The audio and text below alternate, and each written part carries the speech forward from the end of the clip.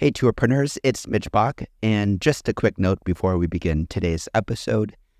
Tourpreneur is currently sponsored by Google. We're thankful for their support of our community, and we are offering with them a completely free course helping you unlock the power and potential of Google's Things to Do program, which is specifically helping tour operators add their tours to Google in new ways that gives you new exposure and more direct bookings.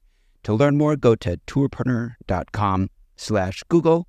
And as always, show notes, more resources, links to our newsletter, our business coaching community, and so much more are available on tourpreneur.com. Now to the episode. And it was staggering to me how there couldn't be, because like you, having gone through this experience, I kind of knew the numbers.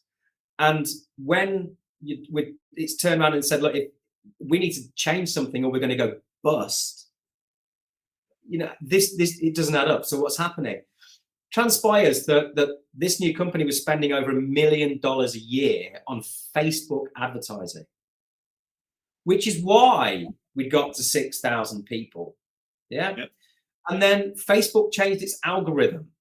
Yep. And overnight, the inquiries went from bursting at the seams to virtually nothing. And when we did an audit, I didn't do the audit, but when we had this great girl that was working for us, and her brain was really in the finances, and she decided that she'd audit how much it costs us to acquire a customer, to land a customer, say goodbye to a customer. It transpired that we were losing around $500 per arrival. Oh!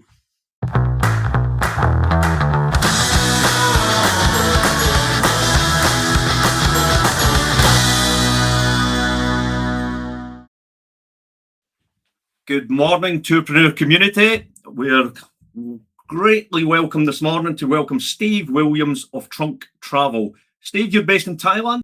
That's correct, Peter. Yeah, it's a pleasure to join you today, and I'm coming to you live from Bangkok.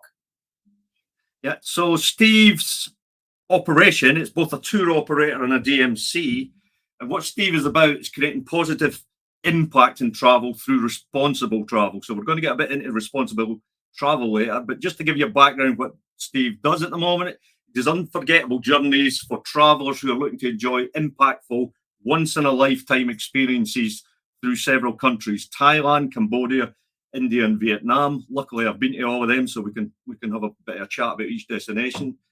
It's mostly off the beaten track experiences, people who are searching for opportunities to push the boundaries of what they're going to experience in a destination, and they're going to connect with the locals, the real getting in touch with people on the ground.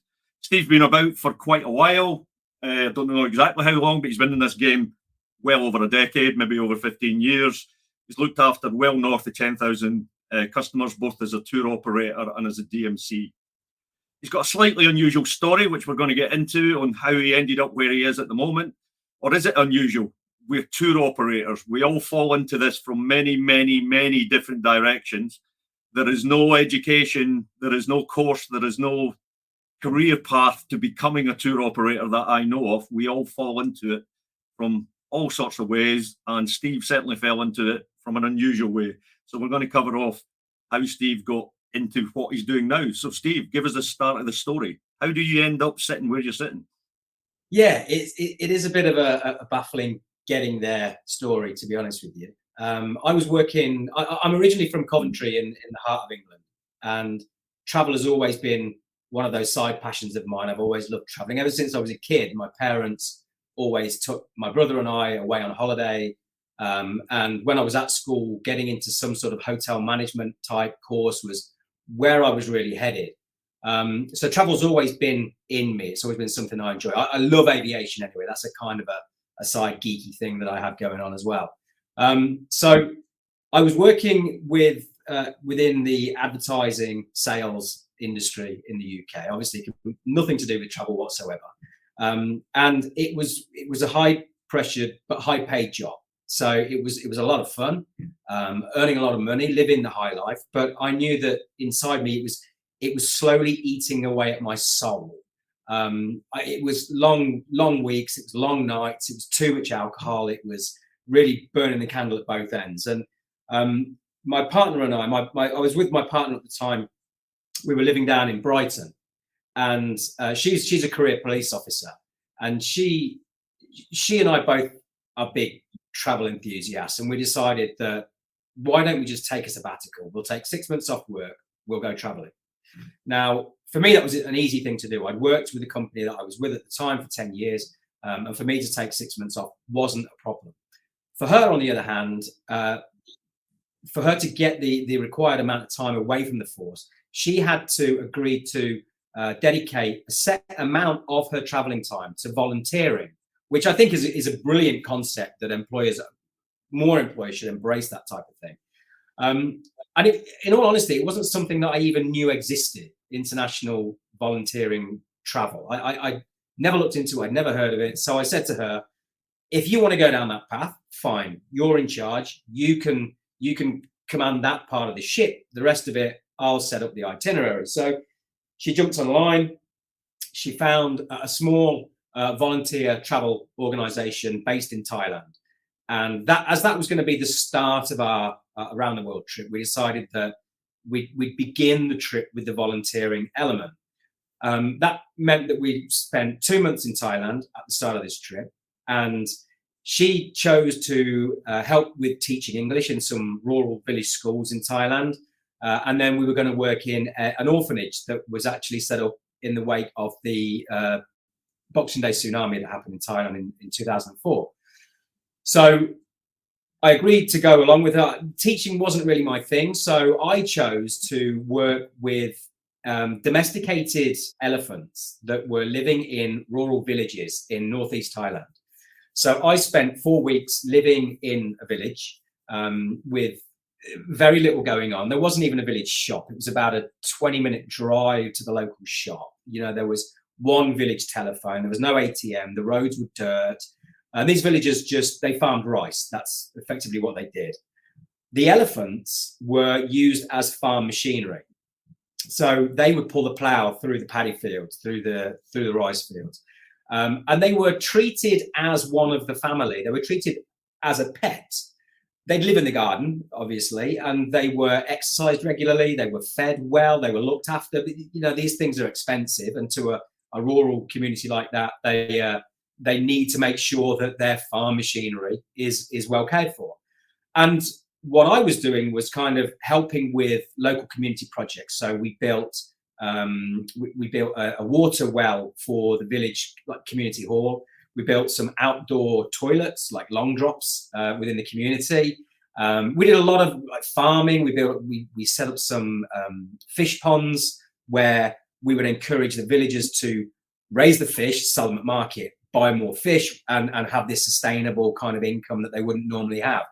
And that went really, really well. Long story short, me and the owner of the organization got on really well. We became very good friends. And he knew of my sales background. He was looking for a salesperson, and he knew the impact that what I was doing was having on me. I can point back to several moments whilst I was in this village where something inside me switched, and I went from being this very sort of material focused Brit who wanted the new iPhone, needed to drive a BMW and everything else, to wanting to be a part of this village community, this village life where they had nothing and they wanted for nothing, and yet they were the happiest people on the planet. And so again, long story short, I spoke to this guy, and he said, look, go and finish your travels. When you're back in the UK, drop me a line. From the UK, you can deal with my inquiries. You can deal with the sales. You can help me build this organization that I started. So I went off on my travels. I got back to the UK. Instantly, I picked up the phone and I called him up and I said, right, I'm ready to go. Let's get started. And I was dealing 100% with the inquiries that were coming into his website. He was just forwarding them on to me. And because most of the inquiries were coming from Brits or Europe or America, I was in a far better position geographically to talk to them. I could call them up in a normal time zone, and we could have a chat about it, and then I could persuade them to come along and join this organization. And that went really well. After about 3 or 4 months, Steve, could I just, because the point you made there, in fact, let's go right back to the beginning. I've been to Coventry. I'm surprised there's not more people joining the travel industry from Coventry, but we'll just ignore that. I now live 6,000 miles away, right? That model you just described there, where obviously you had this great volunteer travel experience, you met an operator, the operator identified your scale, sales and marketing ability and wanted you back in the UK. That may be quite unusual to quite a lot of our listeners. It's not unusual to me because I've been invited to be that person multiple times by multiple operators in Southeast Asia and India and the Himalayas and various places. But I've never done it, and I've never wanted to just be the salesperson in the UK. Could you just talk a bit more about how that worked? Were you working at home? Because looking, this is way back in the mid 2000s. Were you just working from home? Did you set up an office? Did you have branding in the UK, or was it purely digital with you just answering the emails and the phone calls and the rest? It was purely digital, and obviously going back 20 years, the digital wasn't at the level that it's at today. So it was really emails going to his database through his website, and then him forwarding it on to me. We didn't even have an online customer management system or anything like that. He was just forwarding me the emails. He had an inquiry page on his website, so if anybody did submit a telephone number, I'd give them a call and introduce myself and introduce the organization and give it that more personal touch. So yeah, it was all done from my partner's front room in Brighton. And because I knew that at this point, he was only really taking about 120 volunteers a year through his organization. So sort of 10 a month. And it was peaks and troughs, obviously, with the high and low season. So he wasn't really in a position to be able to give me a salary. So I had little sort of eBay side hustles going on as well, where I was flipping things on eBay. But it was nothing like the salary that I was earning from my previous job. But that didn't, through the effect that I'd had during my time as a volunteer in Thailand, I wasn't bothered. As long as we'd got enough money to pay the bills and feed ourselves, I knew that what I was doing ultimately was leading to something good. And so the money side of it, I didn't look past the next day. It never entered my head about where is this going long term?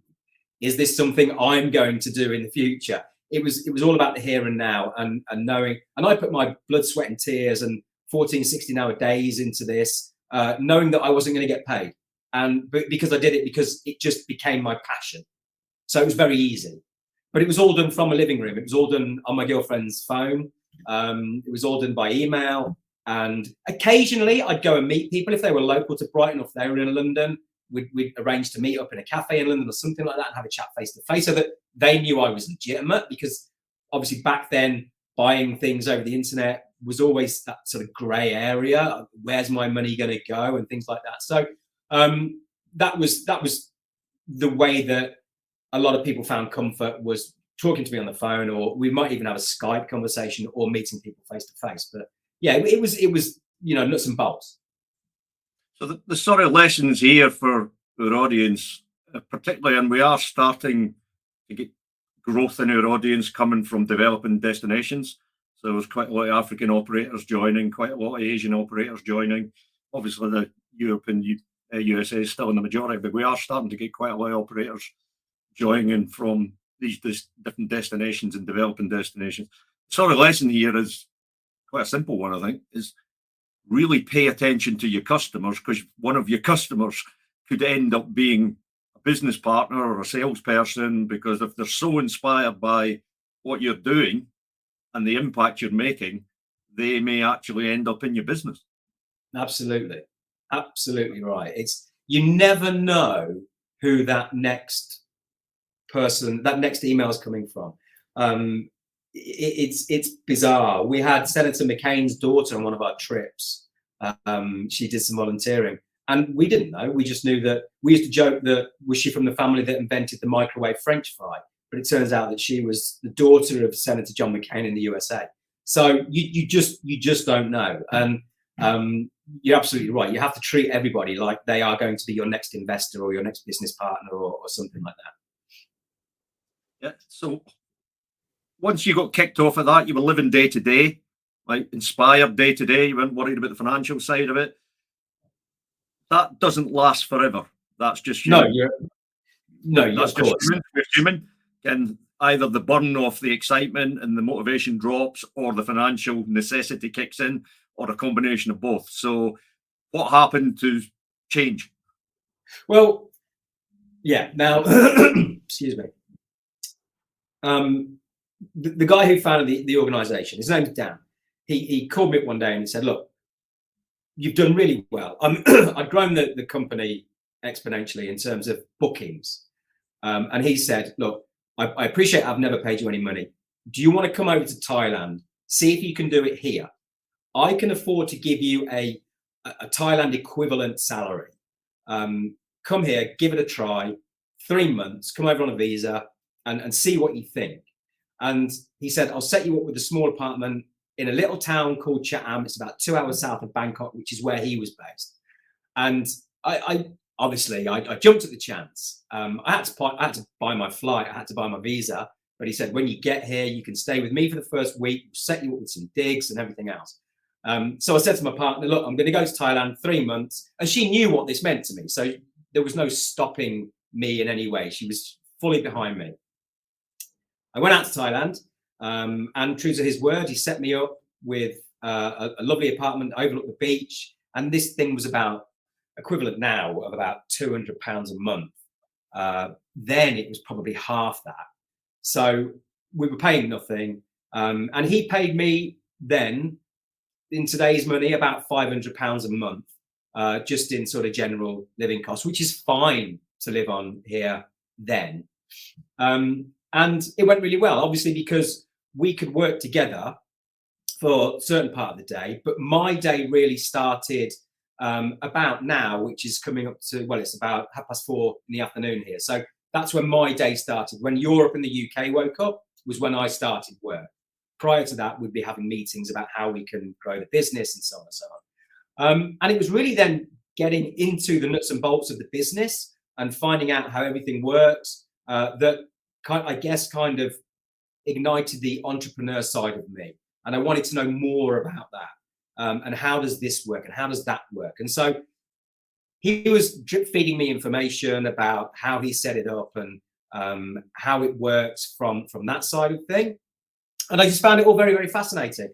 I grew the business exponentially. So we went from about 120 a year to over 1,000 within about 12 months. And that's because he had a dedicated salesperson who had a passion for selling that product. And so then it was coming towards the end of the 3 months. Steve, could I just jump in there again? I've got a bad habit of jumping in, sorry. But when I hear things that are relevant for our audience, I really want to ram the point home. You know what I'm like. One of the things we get from the audience all the time is we haven't, because they're small and they're growing and they're not producing enough income to get a salesperson or get the marketing paid. Something you just said, you went from 100 clients to over 1,000 clients, and that's multi-day trips. Yeah. So I'm getting over to your audience here. You're entrepreneurs, you're business people, you're in the game of risk. This is a risk-based. If you're in business, you're in risk. A lot, from my impression from meeting literally now thousands of operators, be it digitally or face-to-face, surprisingly, a lot of them are quite risk-averse. And I've never been able to build a business by being risk-averse. And that move of hiring a salesperson, this guy was lucky enough to get you who worked for nothing for a certain period of time. But even if you finance, borrowed, and scrape the money together, if you get the right person, they're going to grow your business way more than what they're costing your business rapidly. And so many operators don't have that dedicated, and it can be marketing or sales, or it can be a combination of both. Invariably, it is a combination of both there. But that individual can really launch your business, because a lot of community, as you know, are not salespeople or not marketing people, and they have no ambition to be sales or marketing people because they love the experiences, they love delivering, they love guiding. But that is why the business never grows that quickly, because they're out guiding all the time.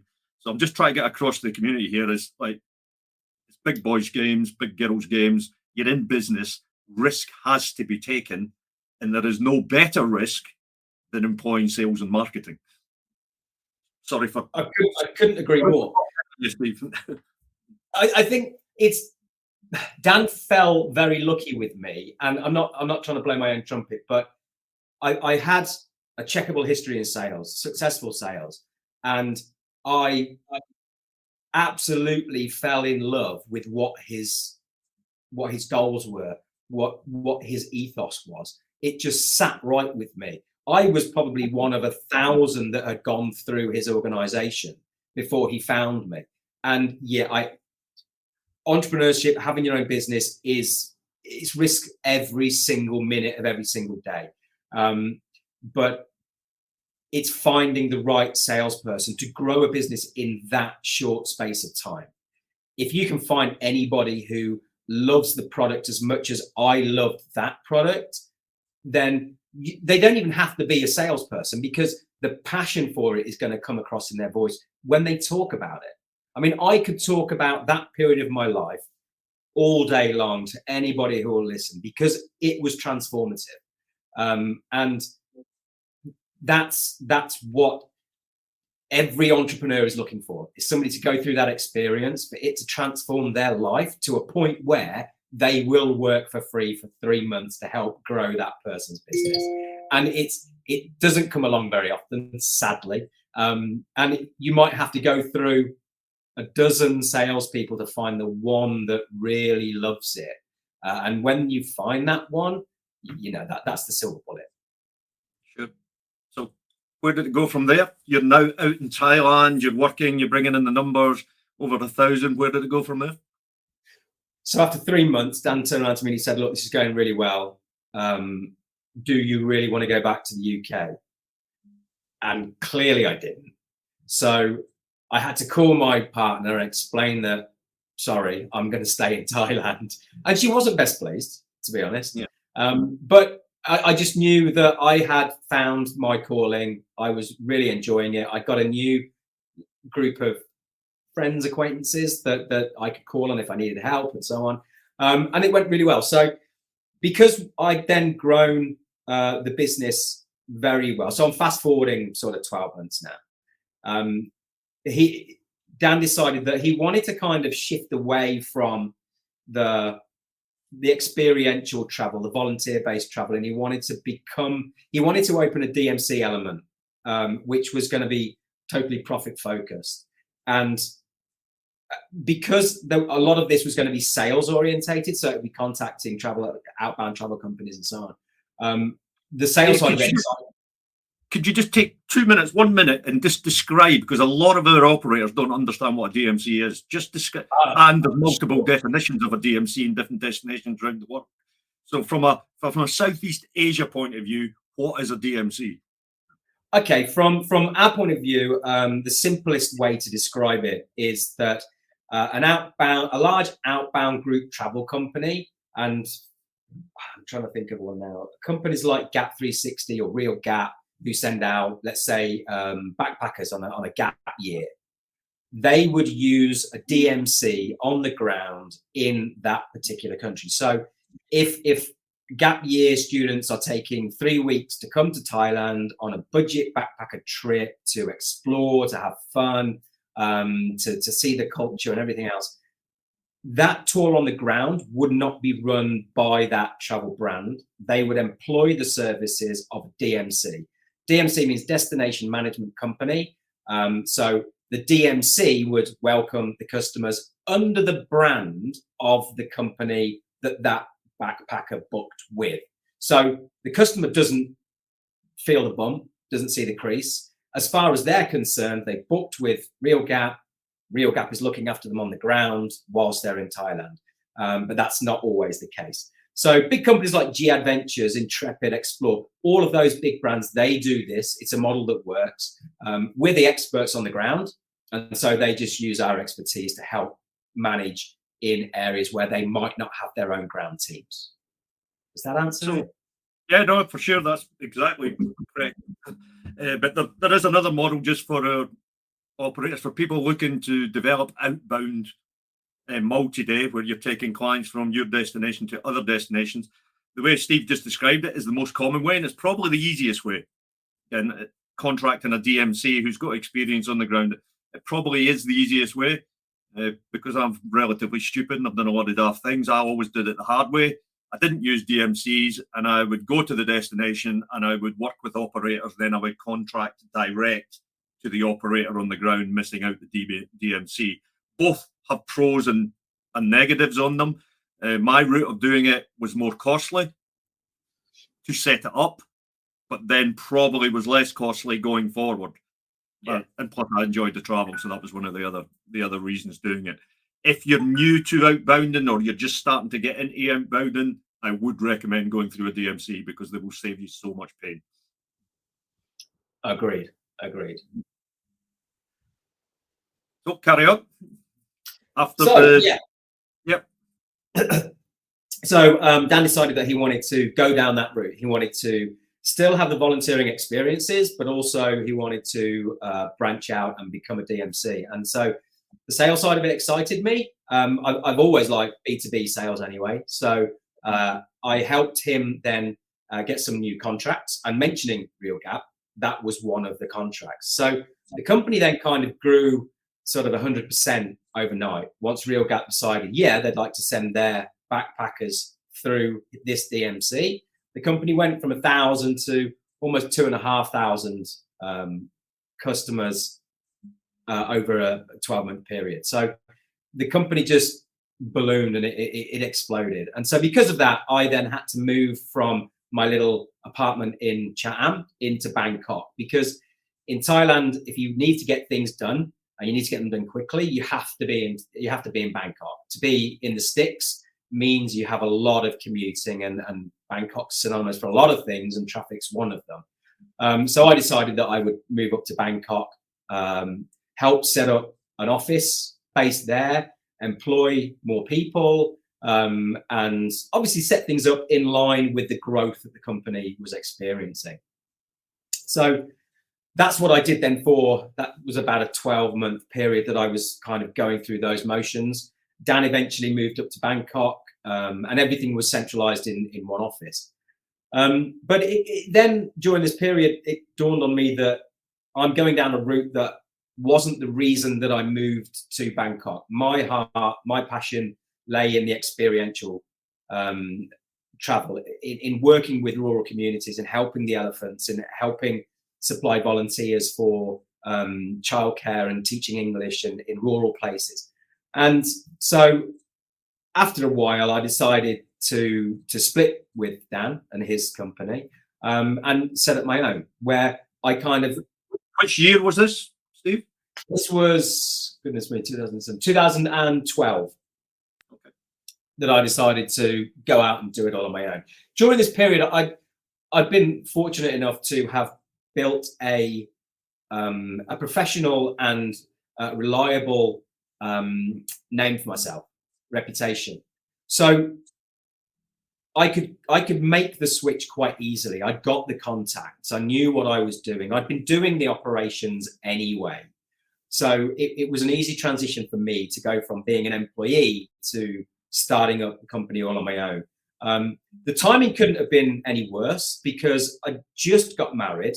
We just had a baby, and we just moved into a new house and signed the mortgage. So timing wise, it was about as bad as it gets. But in a way, that kind of was the driving force. I knew that I had to be working 12, 14, 16 hours a day.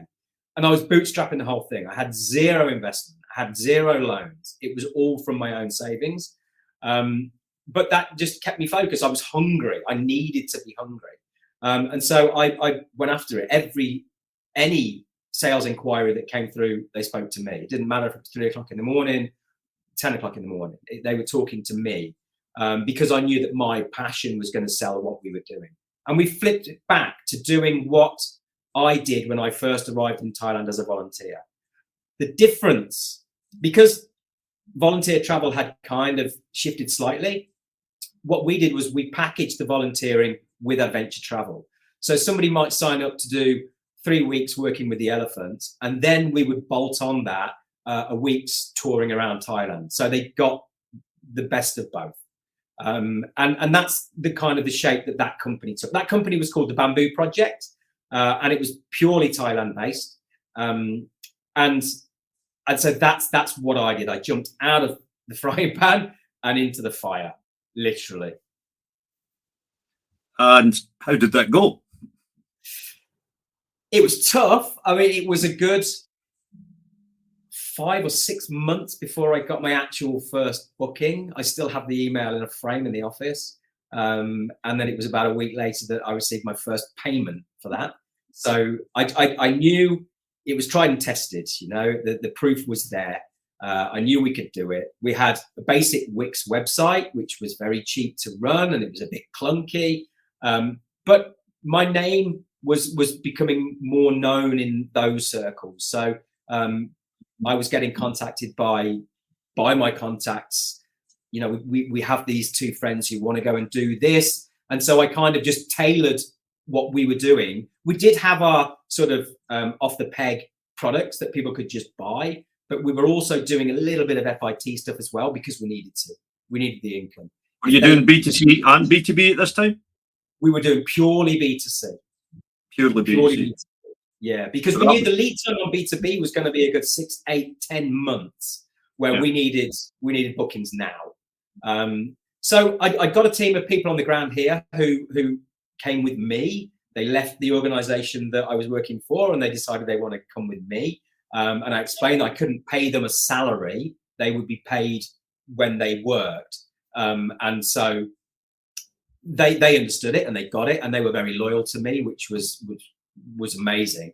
And so, yeah, the Bamboo Project, we then started looking at platforms, things like Tour Radar and Go Overseas and Go Abroad. So we were selling our products on there, and that started to trickle in a few bookings as well. So the company was growing. The money wasn't enough for a living, but it was coming in so that I could pay the overheads and I could keep the business running. And then I realized that what I need to be doing is running this as a DMC. So getting companies like Global Volunteer Network, like IVHQ, who were volunteer travel companies that would use a DMC. So their clients would arrive on the ground under the IVHQ logo, for example, and our team would be wearing an IVHQ logo. And so just like with the package trips, it's the same thing, but with volunteering. And so that started to build momentum. That started to go really well. And we were working with an organization called Global Volunteer Network. They're New Zealand based, and they were one of the founders of volunteer travel. And they sent 2 people over. One of them was the founder, a guy called Colin. And he came over and he met myself and my marketing director, a guy called Mark. And we took him off to one of the locations where we worked with the elephants and where we did the English teaching. And he spent a few days there getting muddy and enjoying himself with the elephants and just to experience what his volunteers were experiencing. He then went back to New Zealand, and about 2 weeks later, he called me up and he said, "Steve, how do you feel about joining forces and us having everything?" So we would be the marketing company, we'd be the sales company, and we would be the operations company. And everything would come into us under a new brand that we would create. And without going into the finances of everything else, my naivety agreed that this was a really good idea. He had a 20-year history in this, and he was sending 3,000, 4,000, 5,000 volunteers globally. And I knew from checking out his company over a long period of time that they had a very good reputation. That they were solid. And I just thought, as a startup, 18 months in, for a big brand to come in and say, "I want to merge. I don't want to buy your company. I don't want to take you over. I want us to merge and create the mother of all volunteering experience travel companies." And I just thought, this is where we could go places. This is where we could do so much good for so many communities on the ground that I'd be stupid to say no. And it was that naivety. Can I just ask a question? This merging, you mentioned, created a new company. So that was separate from this existing big volunteer company. So it's a new legal entity. Yeah. They owned X percentage and you owned 50-50. So 50-50 on a brand new company, though, not anything correct. To do with. Yeah. So his company dissolved. The company I set up dissolved, and we formed a brand new company. And then we were at 50-50. Actually, there was 3 of us at that time. My marketing director came in as well. So there were 3 directors. Sorry, it dissolved his old company, the main company? Yeah. That is no more. Yeah, why did it dissolve? I think, in all honesty, I don't know, but I think he thought, and this is my opinion, I think he thought he'd taken it as far as he could and wanted a fresher approach. Travel was at a time where it was kind of going through the technological changes. His website was very 1980s when he started it. And I think he saw this as a clean slate to become modern and to become fun and to build a community. He has 600,000 likes on Facebook. It was a big concern. So I could go from having 3,000 likes on Facebook to 600,000 likes on Facebook. And I just, in my head, we could do so much good in these rural communities, help so many more people, help so many more elephants. And I didn't do my due diligence to the nth degree, which is, I've paid for that in the long term. Anyway, we started off together really well. And we started off doing experiential tours, which was what I was saying before, with the volunteering and then tagging on an adventure trip at the end of it. And that went really well. And then it was decided that we kind of split these products into an 18 to 49-year-old bracket and a 50 plus.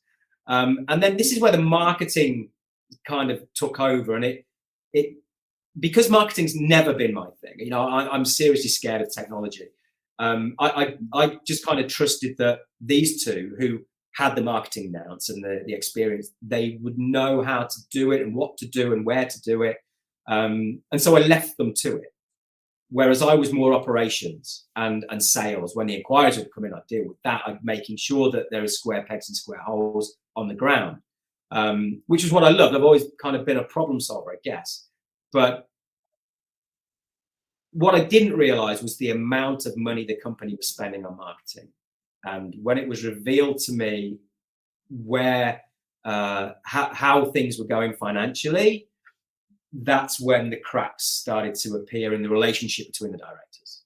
How long did that take? It was about 18 months in, and it was about 2 years that the big split happened. And what was the scale of the new company at that? What were you dealing with customer-wise at that point? At our peak, we probably landed about 6,000 customers in 4 countries, which was India, Thailand, Vietnam, and Cambodia. So it was pretty big. We'd have 5 groups arrive. I mean, that's substantial. You're bringing 6,000 customers into Southeast Asia developing destinations. That's a substantial number of multi-day customers to come in. Absolutely, yeah. And bearing in mind, I'd gone from 1,500 with my original employment to, I'd say, maybe 500 when I launched my first business. And then within 18 months, from 500 to 6,000, it really peaked. So what I didn't realize. You've really piqued my interest here, because 6,000 customers multi-day into Southeast Asia, I'm running the numbers in my head, and I know the profit in there, but I have a sneaking feeling you're going to tell me there wasn't profit in there. Well, there wasn't.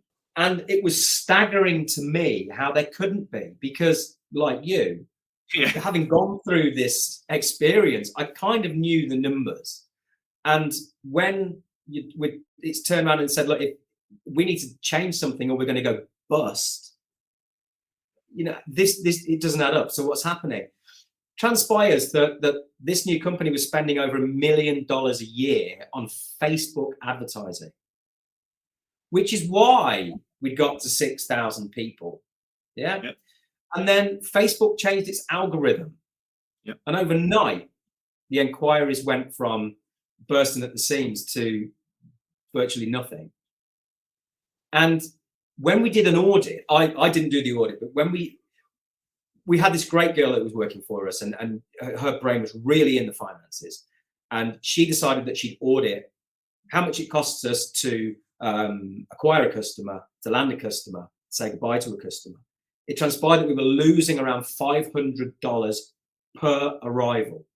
Oh, $500 per customer on a business doing 6,000 customers. Whoa. Yeah. He's well just going getting a big bonfire, lighting it, and throwing all the money on the fire. Well, absolutely right. I mean, if we had completely closed the business then, we'd have been better off. Yeah, It was just mind-boggling. For our listeners, you know what I'm going to say here. This is a brilliant example of the busy fool syndrome. Absolutely. We go fast, we go hard, we acquire customers, we grow the business, we grow the team, we grow the staff, we grow the technology, but we haven't done the basics. What is the cost of acquiring a customer? What is the profitability of a customer? That has to be done on a monthly basis at the end of your monthly accounts. So you know, if you're not doing monthly accounts, you need to be doing monthly accounts, and you need to be checking your cost of acquiring and the profitability per customer and profitability per booking. Because believe me, it changes on a monthly basis, because your supply in, the things you're buying in, constantly change. You haven't got fixed prices on everything. Fuel changes, electricity changes, some of your staffing changes, everything changes on a regular basis. So your cost of acquiring changes, and obviously your marketing cost, which that is a substantial tour operator budget for Facebook ads. $1 million a year is a lot. And one of my many beefs was we had all of our eggs in one basket. And as soon as Facebook changed that algorithm, it wiped us out. The basket had been dropped. And I'd said time and time again, we need to be looking at different ways of acquiring customers. It cannot be all on Facebook. And, whether or not it was ignored, I don't know. Because, once all this came out of the wash, my passion had gone. I didn't want anything to do with this.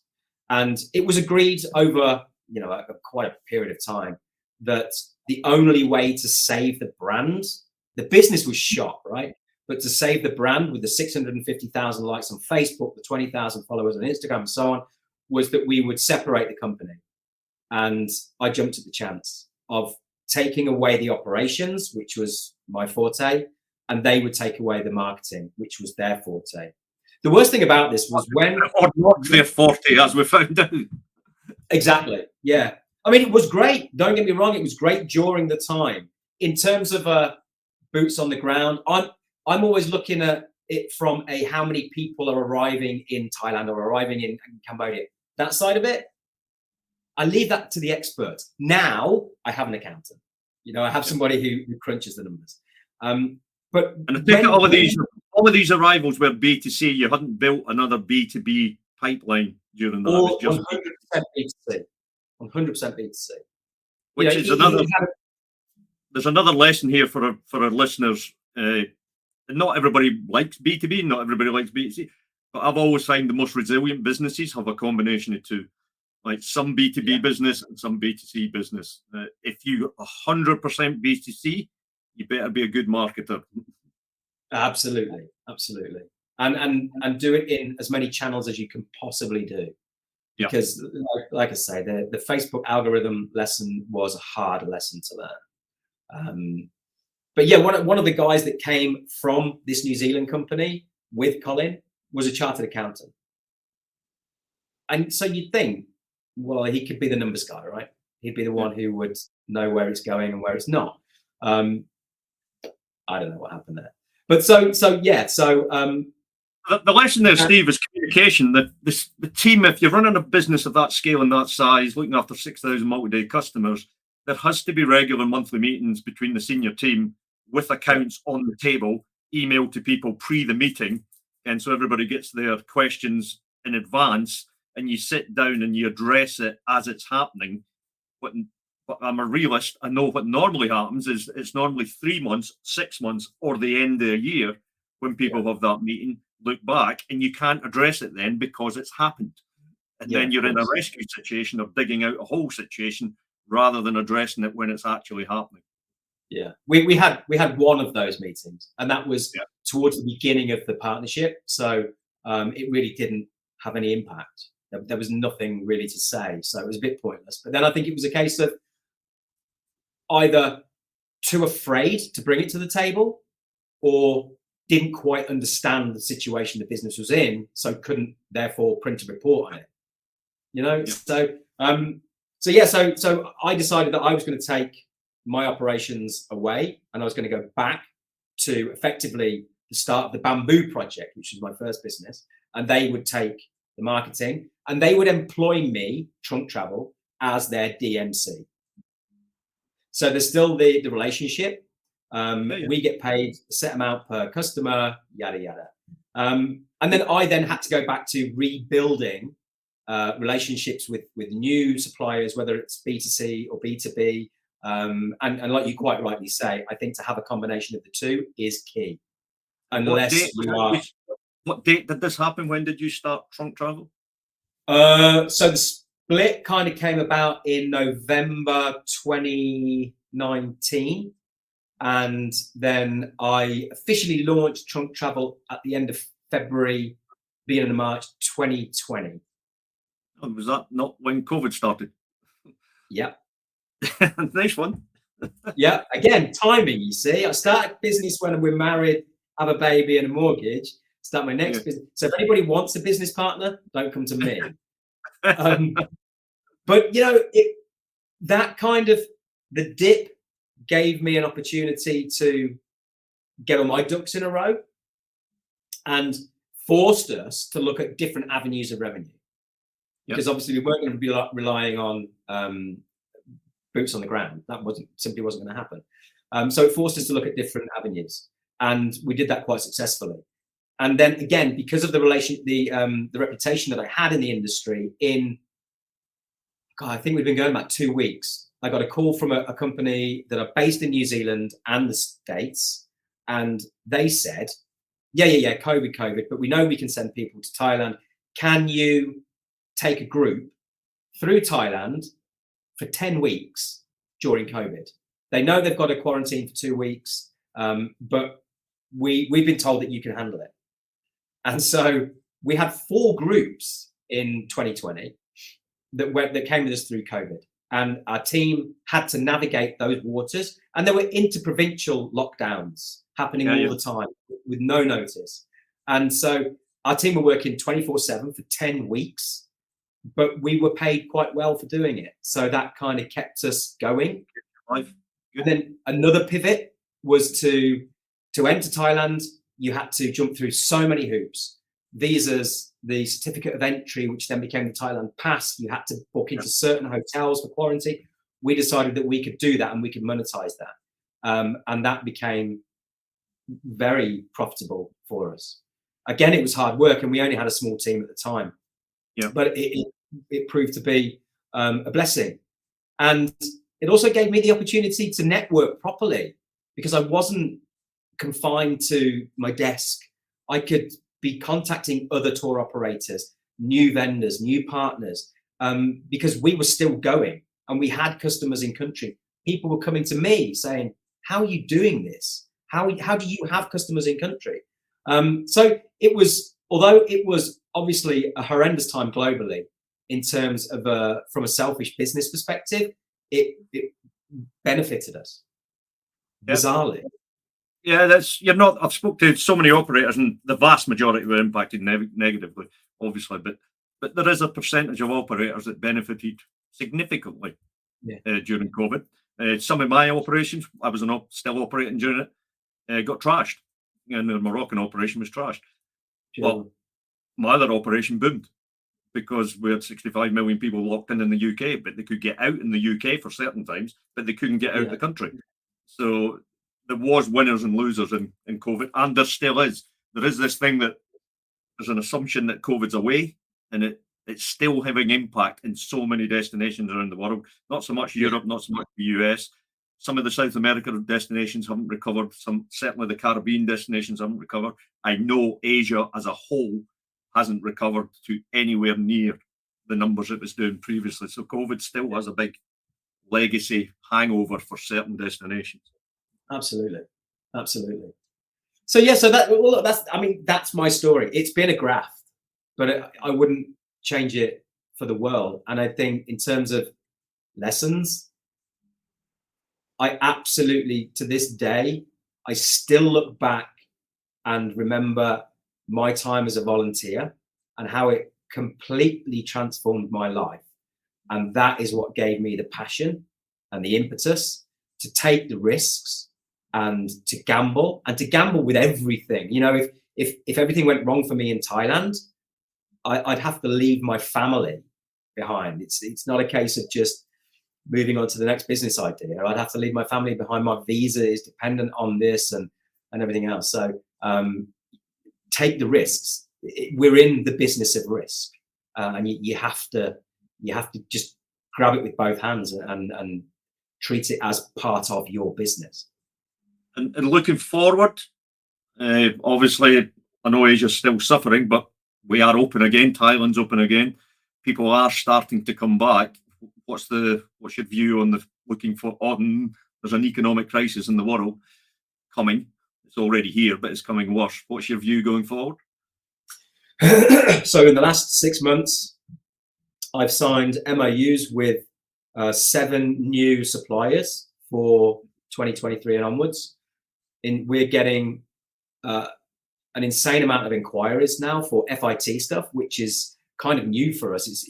Previously, it's always been groups, private groups, and sort of join-in groups. Now we're getting a lot of FIT stuff, so that's like independent travel, small families, and MICE as well. As people because they know that we're still going and that we've been around. A lot of MICE inquiries as well. So we're developing all of these new areas of business.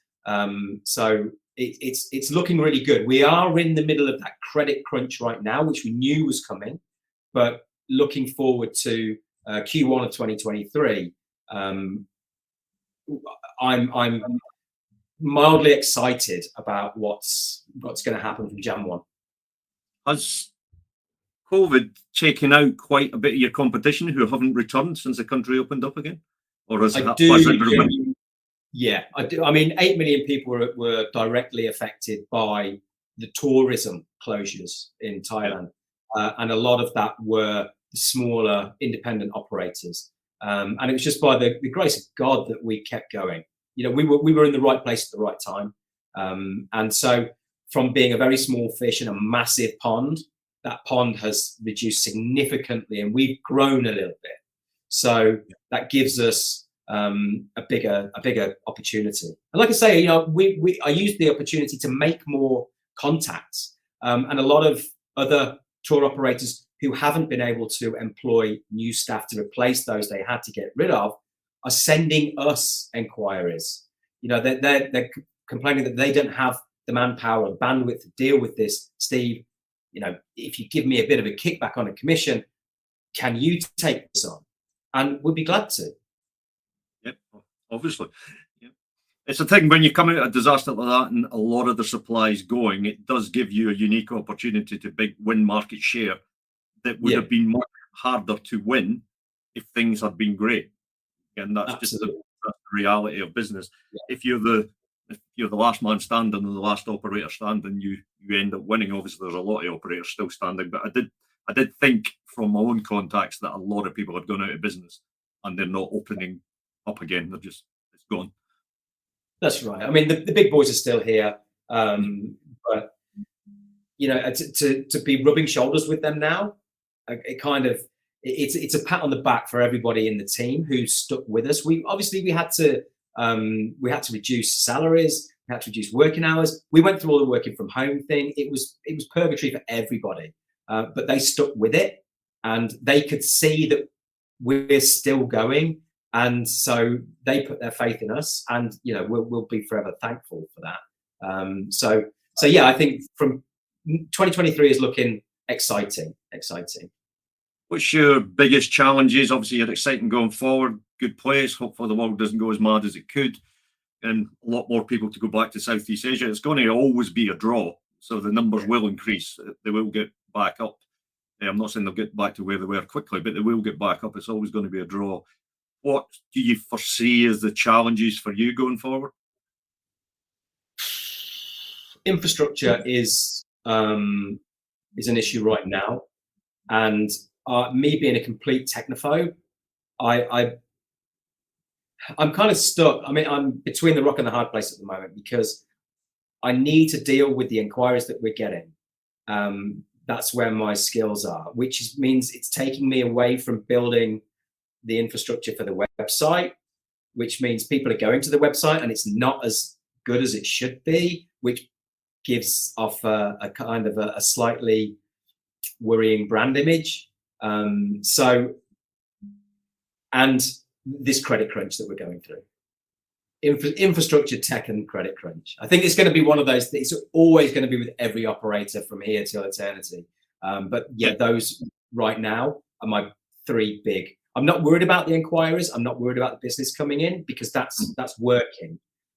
It's making sure everything's in place is my biggest concern right now. Yeah, I think I've yet to speak to an operator who's not got questions or concerns about technology of one sort, whether it's the website, whether it's booking systems, whether it's marketing systems. It's rare you find an operator that is totally happy with that setup. And it's also quite rare at the moment to find an operator that's totally happy with credit and money and cash flow at the moment as well. Hopefully that will be addressed over the next 18 months as people start getting back on their feet and start to produce good money again. So that was super interesting. Steve, thanks very much for going through that. You've had a hell of a journey. You're very welcome. But it's not huge lessons. I wouldn't change it one bit. Like you say, huge lessons. And like you said at the start, I didn't go to school to learn this.